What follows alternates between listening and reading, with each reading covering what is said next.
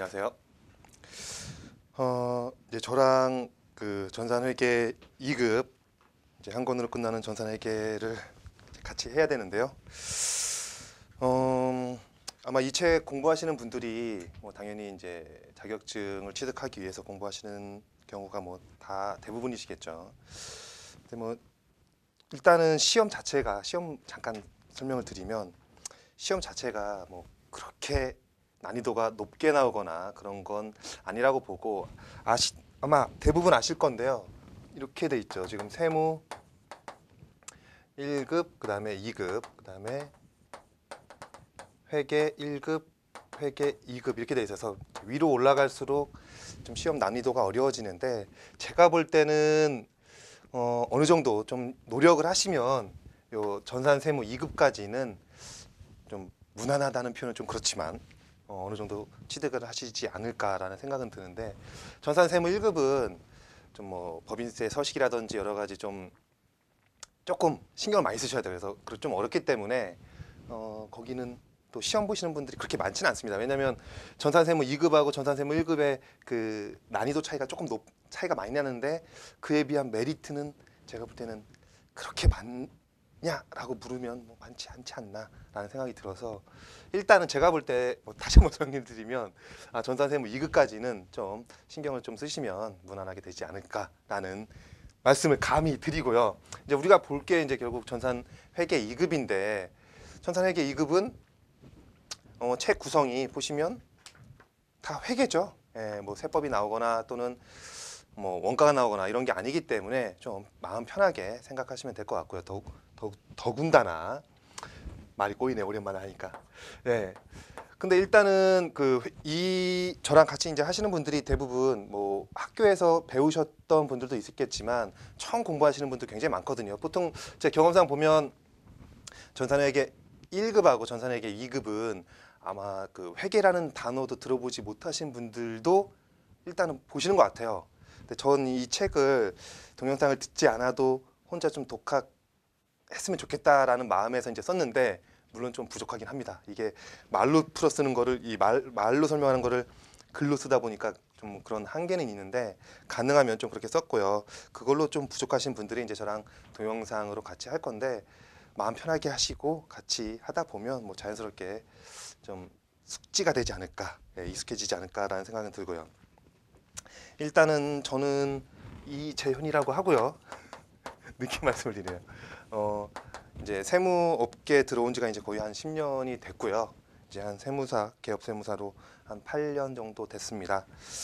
강의도 좀 많이 했는데요. 요즘은 이제 강의를 좀 덜 하려고 하는 중이고, 이 책 하시면서 공부하시면서 좀 모르시겠다 하는 부분 또는 뭐 동영상을 들으시면서 저도 말이 좀 헛나오기 때문에 이건 좀 아니지 않나 하는 부분은 이 동영상 그 시스컴 사이트 가셔가지고 질문란에 올려주시면 제가 뭐 가능하면 하루 매일 거의 체크를 하니까 다음 날 정도에는 아마 답변이 돼 있지 않을까라는 생각이 듭니다.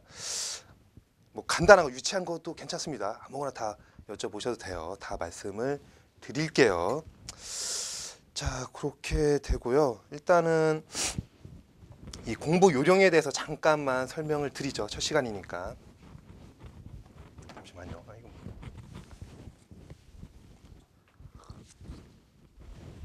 자, 어차피 이제 이쪽 계통에 들어오신 분들이 회계랑 세법인데 결국 주 테마는 제 개인적인 생각으로는 회계는 물론 회계도 어렵습니다. 보통 실력이 이렇게 오르지는 않는다고 봐요.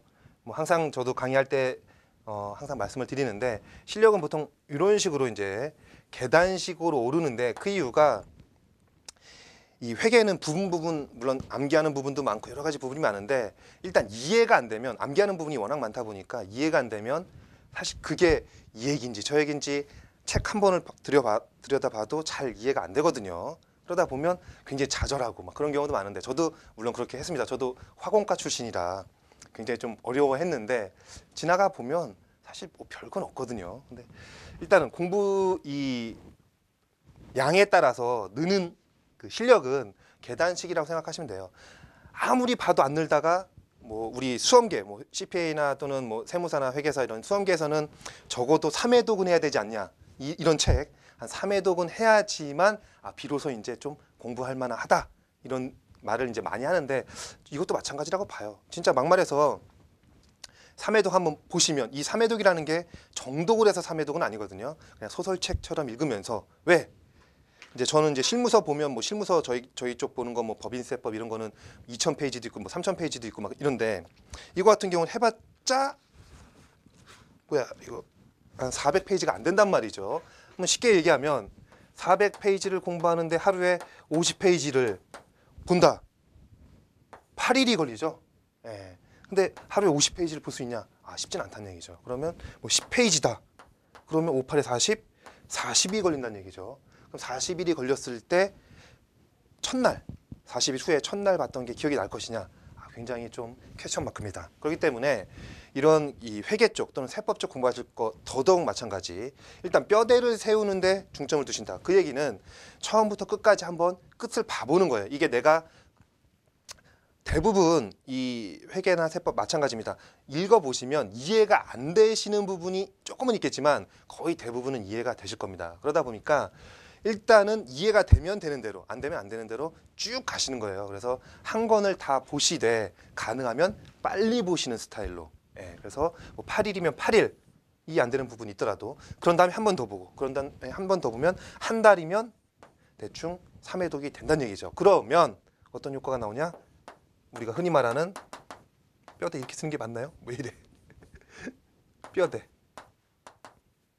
갑자기 한글이 기억이 안 나네요. 뼈대가 완성이 된다. 큰일 났네요. 요즘 북한이 공격한다니까 제가 정신이.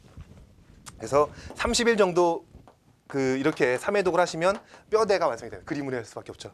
뼈대가 완성이 되기 때문에 이런 식으로 공부를 하시면 분명히 야, 걔 말이 맞았구나 라는 생각이 드실 겁니다. 장담합니다. 이런 식으로 공부하시는 분들이 훨씬 빨라요. 왜? 시험이건 실무던 저도 실무를 거의 10년 가까이 이제 8년 정도 했는데 실무던 우리가 뭐 박사학위 따기 위해서 공부하는 게 아니거든요. 물론 실무에서는 100점을 맞아야 되겠지만 실수하면 바로 돈하고 연결되니까. 근데 시험에서는 어차피 이거는 70점 맞으면 합격하는 시험이기 때문에 100점 맞으려고 공부하실 필요 없어요. 이거 100점 맞는다고 만점자라고 해서 신문이 안 납니다. 그렇기 때문에 한 70점 정도, 70점에서 80점 정도 맞을 수 있는 양으로 공부하시면 무난히 합격하실 것이다. 그런 의미에서 더구나 더 나가면 그런 의미에서 저도 합격을 위해서 설명을 드리는 건 아니다. 그래서 가능하면 이제 제가 이제 수업 시간 진행할수록 말씀을 드리겠는데 가능하면 하나의 스킬을 더 말씀드리면 이게 내 주변에 일어나는 일이다라고 상상을 하시는 분들이 분명히 빨리 합격하면서 일반 직장에 취업하셔서도 야, 그치고 잘하는데 라는 소리를 분명히 들으실 겁니다. 왜? 제가 화공과를 그만두고 이쪽 회계나 세법 쪽으로 온 이유가 화공과는 아무리 해도 일상생활에 제가 써먹을지 못하는데 이 세법이나 회계는 항상 주변에 일어나는 일이잖아요. 뭐 연말만 되면 친구들이 야 연말정산은 알아서 해. 돈도 안 되는 애들이 잠깐만 물어보는데 어쨌거나 항상 우리 주변에서 일어난 일이기 때문에 사업하시는 분 특히 우리 뭐 제조업에서 마진이 한 5%라 그러죠. 근데 그 중에서 이익의 20%는 우리 법인세, 세금으로 뛰기 때문에 한마디로 말하면 법인 매출 마진의 한 5%를 보는데 이 중에서 1%는 뭐다? 세금이다. 어마어마한 금액이란 얘기예요. 우리 사업하시는 분들한테는 세금은 진짜 뗄래야 뗄 수 없는 부분, 또 우리 뭐 근로자들 그런 분들한테도 뗄래야 뗄 수 없죠. 결국은 경제 활동을 하시는 분들한테는 세금 뗄래야 뗄 수 없기 때문에 또 회계도 마찬가지. 그렇기 때문에 항상 내가 공부를 하면서 내 주변에서 일어났을 때 이렇게 바라보는구나, 이렇게 풀어내는구나 라는 마인드를 일단 갖고 시작해야 돼요. 유치하지만.